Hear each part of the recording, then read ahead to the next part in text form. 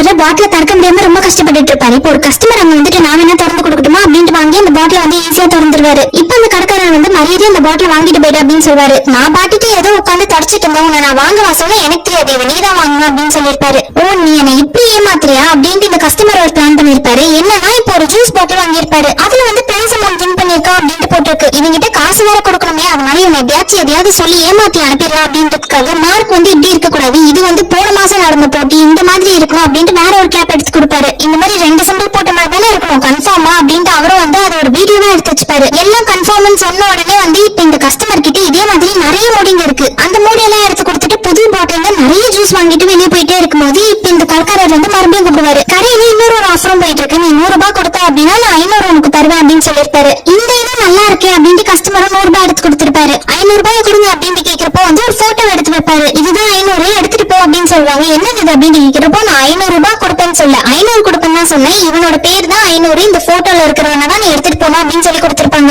மறுபடியும் இந்த கஸ்டமர் வந்து அந்த கடைக்காரர் கிட்டே ஏமாந்துட்டான். இவர்கிட்ட நம்ம தூக்க கூடாது அப்படின்றதுக்காக இப்ப அந்த கஸ்டமர் வந்து இன்னொரு பிளான் பண்ணிட்டு இருப்பாரு. அந்த பக்கமா ஒரு ஷெல்ஃப் இருக்கும். அந்த ஷெல்ஃப்ல வந்து நிறைய பொருள் அடுக்கி வச்சிருப்பாங்க. அந்த ஷெல்ஃப் இருக்க திசையை காமிச்சிட்டு நான் உங்களுக்கு 5000 ரூபாய் கொடுத்தேன் அப்படின்னா அதுல இருந்து ஏதாவது ஒரு பொருளை எடுத்துட்டு போனால அப்படின்னு கேட்டிருப்பாரு. கடைக்காரர் உள்ளுக்குள்ளேயே வந்து அங்க இருக்கிற பொருள் எதுவுமே 500 ரூபாய்க்கு மேல கிடையாது, 5000 ரூபாய் கொடுக்குறான் பைத்தியக்காரன், நம்ம எதுக்காக இதை விடணும் அப்படின்ட்டு ஓகேன்னு சொல்லியிருப்பாரு. இப்ப 5000 எடுத்து கொடுத்துட்டு ஏதாச்சும் ஒரு பொருள் மட்டும் நீ அங்க இருந்து எடுத்துட்டு போயிடலாம் அப்படின்னு சொல்லியிருப்பாங்க. பார்த்தா இப்ப கடைக்காரனோட பொண்ணு அங்கதான் உட்காந்துருப்பா. 5000 கொடுத்துட்டு அந்த பொண்ணு வந்து கூட்டிட்டு போயிடுவாரு. நீ ஷெல்ஃப்ல இருந்து தானே எடுத்துக்கிறேன்னு சொல்றப்போ நான் ஷெல்ஃப்ல இருந்து எடுத்துக்கிறேன்னு சொல்லல, அந்த திசையை காமிச்சிட்டு அங்க இருந்து எதையாச்சும் நான் எடுத்துக்கிறேன்னு தான் சொன்னேன், அதனால உங்க பொண்ணு அங்கதான் உட்காந்துருந்தா இந்த பொண்ணை நானே எடுத்துட்டு போறேன் அப்படின்ட்டு ஓடிடுவாரு.